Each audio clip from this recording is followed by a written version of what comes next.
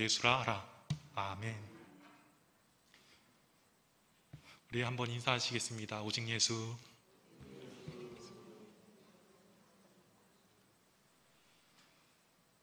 어제 뉴스에 시대의 지성이라고 한국에서 제일 똑똑하다고 불렸던 이어령 씨가 별세하였다는 소식을 보았습니다.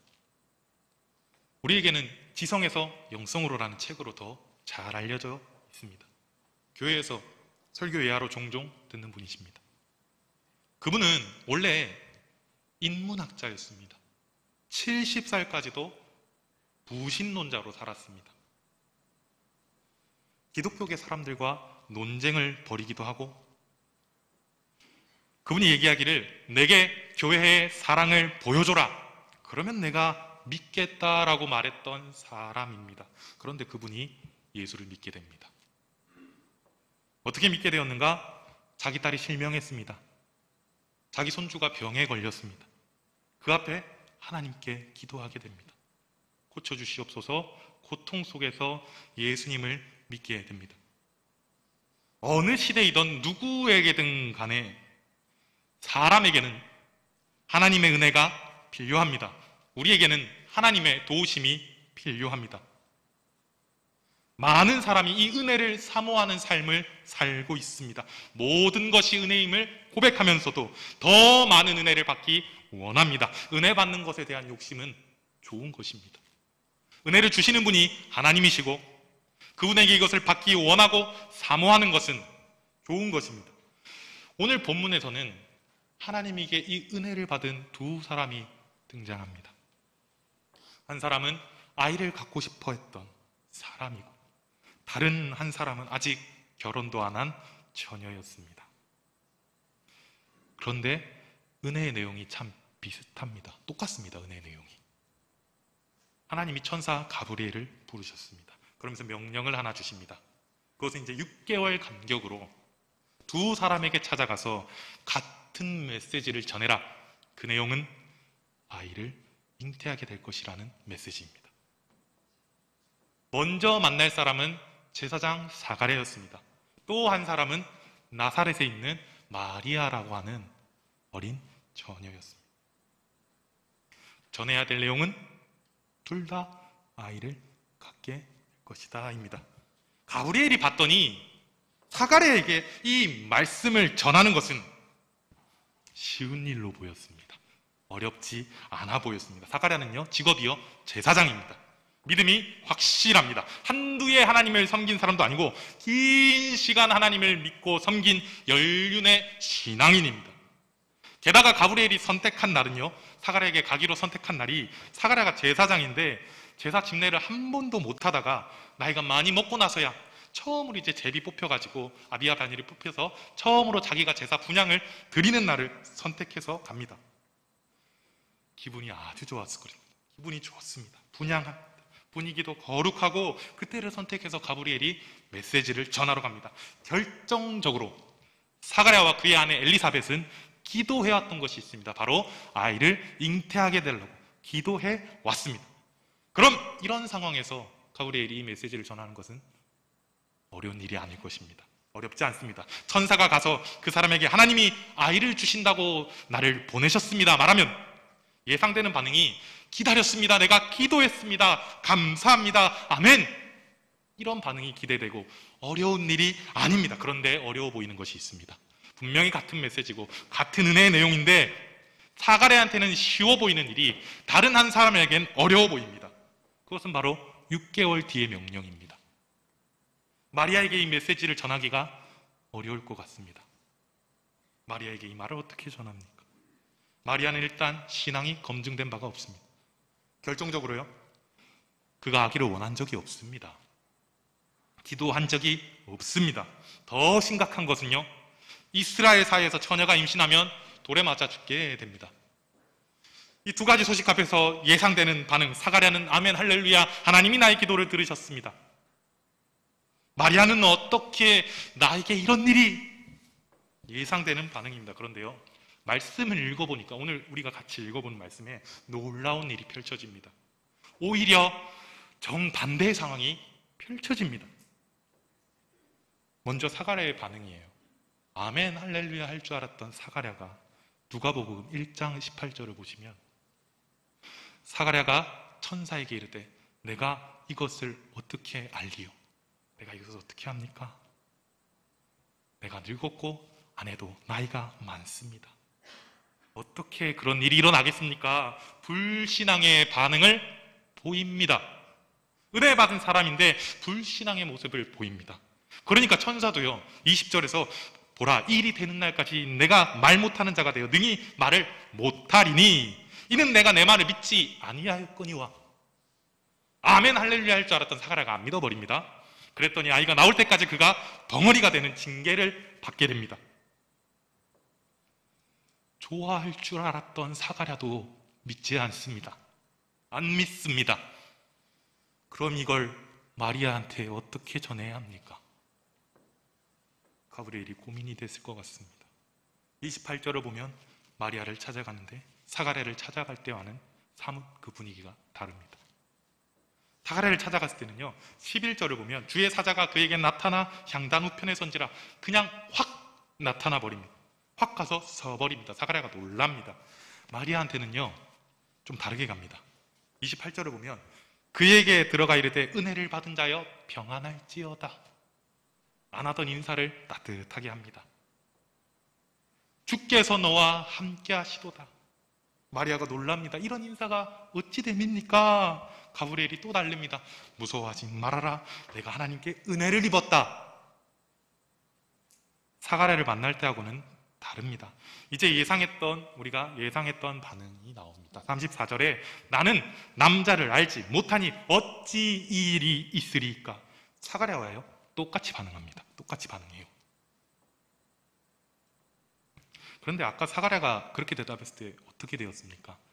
징계받았습니다.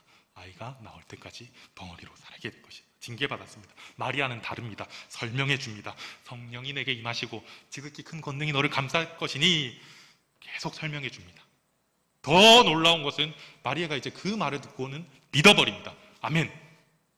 믿습니다. 주의 여종이오니 말씀대로 행해 주시옵소서라고 믿어버립니다. 가브리엘이 깜짝 놀랐을 것입니다. 믿어버립니다. 은혜 받은 두 사람의 모습이 다릅니다. 같은 은혜를 받았는데 그들의 반응도 다르고 또 그들의 상황도 다릅니다. 첫 반응은 같았는데 하나님의 이 답변도 다릅니다. 왜 답이 다르게 나왔는가? 오늘은 이 두 사람의 차이에 대해서 우리가 말씀을 같이 보고자 합니다. 첫 번째 이 두 사람의 차이는요 직분이 다릅니다. 직분. 사가랴는 제사장입니다. 마리아는 소위 말하는 평신도입니다. 평신도. 교회 청년이지요. 그런데 직분자 제사장 사가랴보다 평신도 청년 마리아의 신앙이 오늘은 더 좋아 보입니다. 이게 무슨 말인가 하면 우리가 알고 있습니다. 직분으로 우리의 신앙이 평가되지 않습니다. 직분자라고 해서 믿음이 더 좋은 것도 아니고 평신도라고 해서 믿음이 안 좋다 평가할 수도 없다는 말입니다. 그런데 이게 끝이 아니라 문제가 있어요. 문제가 있습니다. 근데 문제는요 하나님께서요 직분에 따라 기대를 다르게 하신다는 것입니다. 이게 문제입니다. 직분자 사가랴와 직분 없는 마리아가 똑같이 반응합니다. 어떻게 이런 일이? 그런데 직분 없는 마리아는 설명해 주시고 설득해 주셨지만 직분자 제사장 사가랴가 마리아와 똑같이 반응할 때요 그를 덩어리로 만들어 버립니다. 그를 징계하십니다. 하나님의 기대도 다르다는 말입니다. 하나님만 그런 것이 아니라 우리도 그렇습니다. 누구는 그래도 달라야지. 저 사람은 내 편이 돼줘야지. 그러면 안 되지. 저 사람만큼은. 똑같은 문제 앞에서 이 사람과 저 사람에 대한 기대가 우리는 다릅니다. 기대했던 사람이 실망감을 주면 그건 더 크게 나에게 다가옵니다. 맡은 직분이 있다면 하나님이 기대하시는 바가 있습니다. 자리에 맞는 모습이 필요합니다. 그런데 그런 모습을 우리가 찾도록 노력해야 됩니다.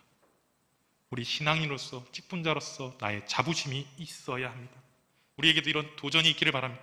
사가랴가 왜 징계받았습니까? 마리아도 똑같이 반응했지만 어떻게 직분자 제사장 사가랴의 그리고 마리아가 같은 수 있냐는 것입니다. 하나님의 기대가 다릅니다. 맡은 우리에게, 믿는 우리에게 하나님이 기대하고 계신 것이 있을 수 있습니다. 첫 번째 다른 것은 직분입니다. 두 번째 다른 것이 있습니다. 두 사람이요 나이가 다릅니다. 사가랴는 나이가 많습니다. 이 무슨 말입니까? 신앙생활의 연수가 길다는 말입니다. 신앙생활의 연륜이 길다는 말입니다. 마리아는 나이가 어립니다. 신앙생활의 연수가 이 사가랴에 비하면 보잘것없습니다. 그런데 유감스럽게도 신앙생활이 긴 사가랴보다 연륜이 짧은 마리아의 믿음이 더 좋아 보입니다. 직분으로 신앙을 평가할 수 없듯이 신앙의 연수도 우리의 믿음을 평가하지는 않습니다. 예수를 20년, 30년, 40년 믿었다고 꼭 믿음이 좋은 건 아니라는 말입니다. 방금 예수 믿은 사람이, 이제 예수 믿은 사람이 더 잘 믿을 수도 있다는 말입니다. 그런데 똑같습니다. 문제는 그게 아닙니다. 하나님의 기대가 다르다는 것입니다. 똑같이 반응했는데 믿은 지 오래된 사가랴는 불신앙의 반응을 볼 때 징계하셨다는 말입니다. 믿은 지 얼마 안 된 마리아가 불신앙의 반응을 볼 때 설득하신다는 것입니다. 하나님의 기대가 다릅니다. 같은 사람이라도 신앙의 연수가 짧을 때는요, 그냥 넘어가시지만 신앙의 연수가 길어지면 하나님이 다르게 반응하실 때가 있습니다. 우리가 잘 알고 있는 모세가 있습니다. 모세가요, 40살쯤 되었을 때 자기가 어느 민족임을 이제 믿게 됩니다. 아, 내가 이스라엘 민족임을 알게 됩니다. 그리고 하나님을 조금씩 믿게 됩니다. 근데 그때 그 모세가요, 큰 죄를 하나 짓습니다. 애국 군인 하나를 죽입니다. 모세가 죄를 짓습니다. 살인죄를 짓습니다. 살인죄는 큰 죄입니다. 그런데 하나님이 모세가 살인했다고, 살인죄 지었다고 책망하시는 모습이 없어요. 한마디도 없습니다. 한마디도 안 하셨습니다. 모세는 그때 처음으로 이집트 왕자로 살다가 자기가 정체성을 알고 이스라엘 사람의 정체성을 막 갖고 이제 믿은 지 얼마 안 된 시기였습니다. 그때 살인죄를 지었는데 성경에 하나님 뭐라 하지 않으십니다. 그로부터 40년이 지나고 민족의 지도자로서 40년간 신앙을 했던 모세가 무리바 물가에서 하나님이 반석에서 물을 나오라고 명하라고 하실 때 모세가요, 화가 나서 그 명령에 불순종하고 지팡이로 그 반석을 때려버립니다. 때려 내리칩니다. 살인죄를 지었는데 뭘 안 하셨는데요, 40년 뒤에요, 화를 좀 냈다고 하나님이 무섭게 징계하십니다. 내가 무리바 물가에서 내 영광을 드러내지 아니하였으므로 너는 가나안 땅에 들어가지 못하리라. 한 사람이 처음 믿을 때와 40년 뒤에 하나님의 기대가 다르다는 것입니다. 내가 신앙생활을 한 나이를 돌아보시길 바랍니다. 내가 지금 신앙의 나이가 몇 살이지? 내가 태어난 지 얼마 안 됐다면 아직은 내가 하나님께 보호받을 나이구나. 내가 이제 10살이라면 그래도 내가 10살 때는 아직까지 부모님의 그늘 아래 있었구나. 하나님의 그늘 아래 있었구나. 내가 그런데 장성했다면 20, 30, 40 신앙의 연수가 점점 찼다면, 그러면 그때는 내가 하나님께 받은 은혜를 돌려드려야 되는 거예요. 내가 그 나이가 되었구나. 내가 그늘 아래 살았다면, 이제 내가 신앙의 연수가 장성하였다면 이제는 하나님께 내가 받은 그것을 갚아 나가야 하는 것입니다. 누군가는 믿음이 보이지 않기 때문에 수치화할 수도 없고 계량할 수도 없다고 말합니다. 그런데 성경에서는요, 마태복음 17장 20절을 보면 이런 말씀이 있어요. 이르시되, 예수님의 말씀인데, 이르시되 너희 믿음이 작은 까닭이니라. 그러면요, 주님 보시기에는 큰 믿음이 있고 작은 믿음이 있다는 것입니다. 마태복음 8장 10절에도요, 예수께서 들으시고 놀랍게 여겨 따르는 자들에게 이르시되 내가 진실로 너희에게 이르노니 이스라엘 중 아무에게도 이만한 믿음을 본 적이 없느니라. 주님이 보시기에는 큰 믿음이 보이고 작은 믿음이 보이고, 어떨 때는 믿음이 너무 작고 안 보여서 겨자씨만한 믿음이 있었더라면 너희가 달랐을 것이다 라고 말합니다. 사람이 사람의 믿음을 알 수 없고 사람이 사람의 믿음을 볼 수 없지만 우리 주님은 우리의 믿음을 보시는 눈이 있습니다. 우리의 믿음을 지금도 바라보고 계십니다. 나의 믿음의 크기가 어느 정도인지, 겨자씨만한 믿음도 얻는 것인지, 아니면 내 믿음이 조금씩 자라나고 있는지, 우리는 남을 판단할 수 없지만 주님은 바라보고 계십니다. 믿고 끝이 아닙니다. 믿음의 크기를 확장시켜 나가야 합니다. 구원받은 사람에게는, 하나님의 백성이 된 자에게는 하나님이 요구하시는 것이 있습니다. 여러분, 우리가 믿게 된 것, 하나님께서 믿게 해주신 것은 하나님의 전적인 선택하심과 은혜의 선물입니다. 그런데 믿는 사람은, 믿기 시작한 사람은 하나님의 백성으로 걸어가야 되는 길이 있다는 것입니다. 이스라엘 백성들이요, 그들이 애굽에서 노예 생활을 했습니다. 성경에 보면 사도행전 7장 38절에 보면 이 시내산에서 말하던 그 천사와 우리 조상들과 함께 광야 교회에 있었고, 이때를 그 사람들이 이제 출애굽하고 광야에 있었던 때를 광야 교회의 시작이라고 하는데요, 교회의 시작이었던 이 출애굽의 과정도 보면 하나님께서 애굽의 노예였던 이스라엘 백성을 여러분 그냥 구원해 주십니다. 그 사람들이요, 이스라엘 사람들이 우리가 이제 이 노예 생활을 그만두기 위해서 모여서 회의합시다, 우리가 반란을 일으킵시다, 우리가 모여서 어떻게 해봅시다, 계획을 세워봅시다, 그런 것이 하나도 없었습니다. 하나님께서 그 계획을 세우시고 하나님께서 사람을 세우시고 그들을 구원해 주십니다. 하나님께서요, 이 이스라엘 백성을 거저 구원해 주셨습니다. 그런데 광야에 들어가서 그 구원받은 후에 그들에게 하나님이 요구하시는 것이 있습니다. 내 명령과 내 계명을 지켜라. 여러분, 진짜 믿으면 끝입니까? 시작입니다. 이제 시작입니다. 믿으면 신앙인으로서 내가 시작의 자리에 있구나, 서 있어야 합니다. 달려가지는 못할지라도 최소한 서 있어야 합니다. 내가 신앙생활하면서 아무런 힘듦이 없고 아무런 어려움이 없고 신앙생활이 너무 편하기만 하다면 어쩌면 나는 서서 주님을 기다리는 것이 아니라 누워서 신앙생활하고 있어서 그럴지도 모릅니다. 두 번째, 그들의 차이, 신앙의 나이가 달랐습니다. 내 신앙의 나이도 한번 돌아보십시오. 그리고 내가 이때 우리 부모님한테 어떻게 했었지 한번 생각해 보십시오. 세 번째, 두 사람의 결정적인 차이가 있어요. 아주 결정적인 차이입니다. 사가랴는요, 그동안 아이를 달라고 기도해왔습니다. 마리아는 한 번도 아이를 원한 적이 없고 기도한 적은 더더욱 없습니다. 배우자를 위해서 기도했으면 몰라도 아기를 달라고 기도한 적은 전혀 없었을 것입니다. 그런데 아이 달라고 기도했던 사가랴보다 아이 달라고 기도 한 번도 안 했던 마리아가 그것을 믿어버린, 여러분 이게 충격이에요. 한마디로 사가랴가요, 기도해놓고도 안 믿었다는 말입니다. 기도해놓고도 안 믿었어요. 그동안 기도했죠. 아내랑 하나님 아이를 갖게 해주세요, 잉태하게 해주세요, 기도했죠. 기도했습니다. 그래 하게 해줄게 했더니 어떻게 내게도 그런 일이.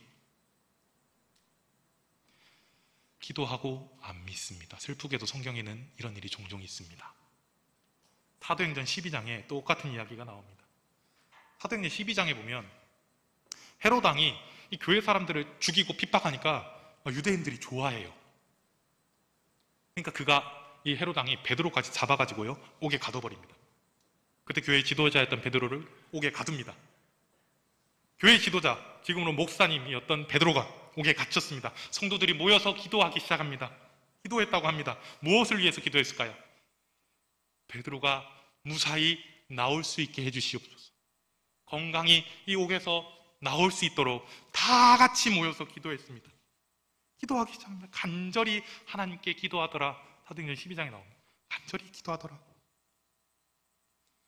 하나님이요, 그 기도를 들어주셨습니다. 하나님 기도를 들으십니다. 하나님이 주의 천사를 보내서 이 베드로의 쇠사슬을 풀어버립니다. 아주 신비한 일이 일어납니다.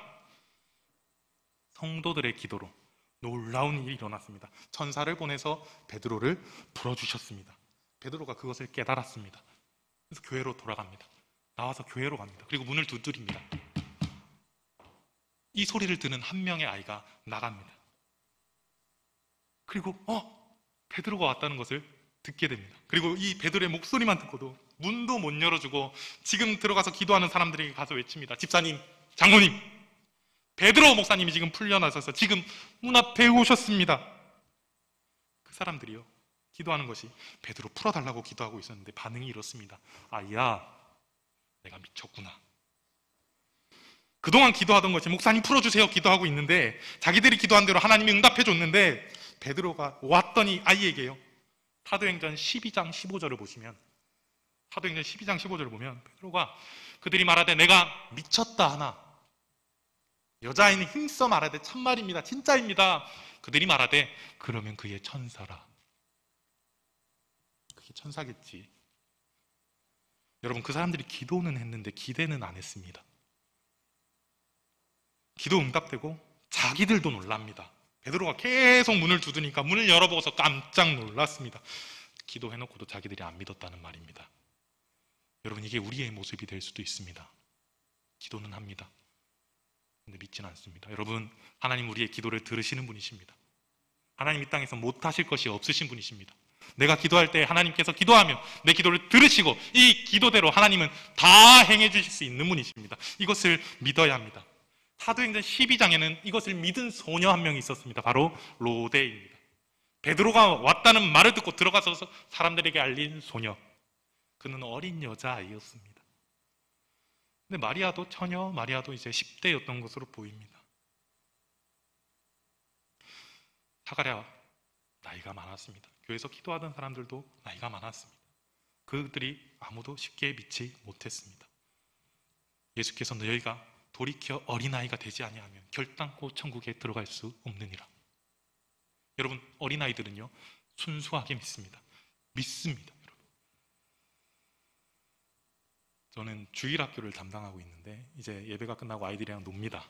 게임을 합니다. 게임을 하면 제가 상대가 돼서 할 때가 많습니다. 저는 항상 최선을 다합니다. 이 아이들에게 지지 않기 위해서 열심히 합니다. 절대 봐주지 않습니다. 제가 열심히 하니까 아이들도 열심히 하면서 그러면서요 기도합니다. 제가 들리게 기도해요. 전사님 지켜주세요. 전사님 지켜주세요. 그런 기도하면 안 돼 하면서도 뭐 보면 기분이 좋아요. 아, 기도하는구나. 예뻐요. 우리 또 주일학교 예배 때 가끔 이렇게 뽑기 할 때가 있거든요. 애들 또 손 모으고 있어요. 내가 뽑히게 해주세요. 하나님이 난감하실 것 같아요. 누구를 뽑아줘요? 여러분, 순수하게 아무런 다른 거 생각 안 하고 주님께 기도하는 시절이 우리도 있었습니다. 순수하게 기도하십시오. 기도하십시오. 순수하게 믿고 기도하십시오. 어린아이처럼 우리도 믿고 기도합시다. 내가 뭘 작정하고 얼만큼 기도를 하겠다 그런 것보다 필요한 거, 얘기하고 싶은 거 그냥 하나님께 얘기하십시오. 하나님이 들으십니다. 듣고 계십니다. 믿고 기도하십시오. 여기에 아주 놀라운 비밀이 있습니다. 믿는 것이 중요합니다. 예수님이요 공생의 기간 동안요 배척받으신 곳이 있어요. 이 예수님을 믿지 아니하셨던 곳이 있어요. 사람들이 믿질 않아요. 요한복음 4장 44절을 보시면 친히 증언하시기를 선지자가 고향에서는 높임을 받지 못한다 이렇게 말씀하십니다. 마가복음 6장 3절을 보면 이 사람이 마리아의 아들 목수가 아니냐, 야고보와 요셉과 유다와 시몬의 형제가 아니냐, 그 누이들이 우리와 함께 여기 있지 아니하냐고 예수를 배척합니다. 여러분, 배척합니다. 예수님을 믿지 않습니다. 그래서 뒤에 보면요 마가복음 이 6장 3절 4절을 지나고 5절 6절을 보시면 예수님을 환영하지 않는 곳에서요, 예수님을 배척하는 곳에서요, 예수님께서 뭐라고 하시냐면 거기서는 아무 권능도 행하실 수 없어. 다만 소수의 병자에게 안수하여 고치실 뿐이었고 그들이 믿지 않음을 이상히 여기셨더라. 주님을 믿지 않는 곳에서는 주님이 권능을 행하지 않으셨습니다. 주님을 환영하지 않는 곳에서는 주님이 역사하지 않으셨습니다. 이 시간 우리 주님을 내 마음으로 환영하시기를 바랍니다. 이 시간 내 마음으로 우리 주님을 믿으시기를 바랍니다. 우리 주님을 믿어야만 합니다. 이 시간 그냥 왔다 가는 것이 아니라 주님, 내가 주님을 환영하고 주님을 높여드리기 위하여 이곳에 나와서 예배합니다. 그래야 우리에게 우리 주님이 이 시간 예배 가운데 우리에게 역사하여 주실 것입니다. 그런데 시간이 지날수록 그것을 놓치기 시작합니다. 기도의 힘을, 기도의 능력을 믿지 않습니다. 우리 순수하게 하나님을 믿읍시다. 믿고 기도하십시다. 그 시절로 돌아가기를 바랍니다. 몇 가지만 더 보면 사가랴는요 이제 분향하러 들어가서 천사를 만났습니다. 우리로 치면 교회에서 예배 드릴 때 천사가 딱 나온 거예요. 근데 마리아는요 일상생활 중에서 천사의 방문을 받았습니다. 성전이 아닌 일상 삶의 터전에서 천사의 방문을 받았습니다. 한마디로 우리는 하나님께서 예배 시간만이 아니라 우리 평상시에도 역사할 수 있음을 우리는 분명히 알아야 합니다. 성전에서 뿐만 아니라 우리의 삶의 터전에서도 하나님이 우리를 만나러 오실 수 있다는 것을 알아야 합니다. 하나님, 내가 여기서는 하나님이 안 계셨으면 좋겠는데요, 이런 거 없습니다. 똑같이 하나님이 찾아오십니다. 삶의 터전 어디에서도 하나님의 뜻밖의 장소에서 우리를 만나러 오실지도 모르는 것입니다. 출애굽기에 모세가 바로랑 이제 이 백성들을 끌고 나갈 때 설득할 때요, 바로가 이렇게 얘기해요. 그러면 나가지는 말고 너네 예배 드리고 싶은 시기를 정해서 일주일에 한 번 정도 멀리 가서 예배 드리고 와라. 그리고 평일에는 와서 평소처럼 일을 해라. 얘기합니다. 제시합니다. 이것이요, 사탄의 전략입니다. 사탄의 전략입니다. 너희 삶의 터전에서는 하나님을 기대하지 말아라. 이것이 사탄의 전략입니다. 가끔 나가서 예배 드릴 때 그때만 갔다 와라. 그리고 원래 일상생활은 똑같이 하여라. 그런데 그것을 기억하시기 바랍니다. 교회에서뿐만 아니라 삶의 터전 어디에서도 하나님이 우리를 보고 계시고 하나님이 우리를 만나 주실 것입니다. 여러분, 우리 이것을 원하시길 바랍니다. 내 삶의 터전에서도 하나님 나를 만나 주시옵소서. 그것을 원하시길 바랍니다. 우리 말씀을 정리합니다. 은혜 받은 사람 2명의 차이에 대해서 말씀을 드렸습니다.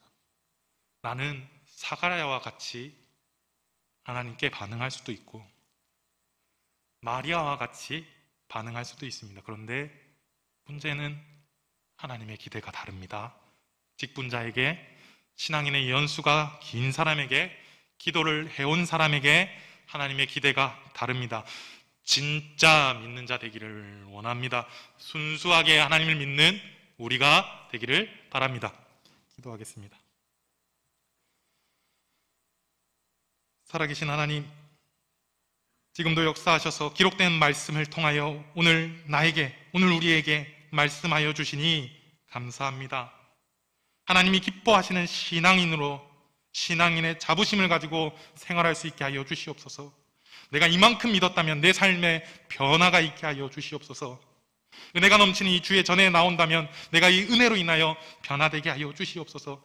기도하고 믿지 못했던 사가랴와 기도하고 기도하지 않았던 어른들이 아니라 마리아의 믿음, 로데의 믿음이 우리에게도 있게 하여 주시옵소서. 예수 그리스도의 이름으로 기도합니다. 아멘. 찬송가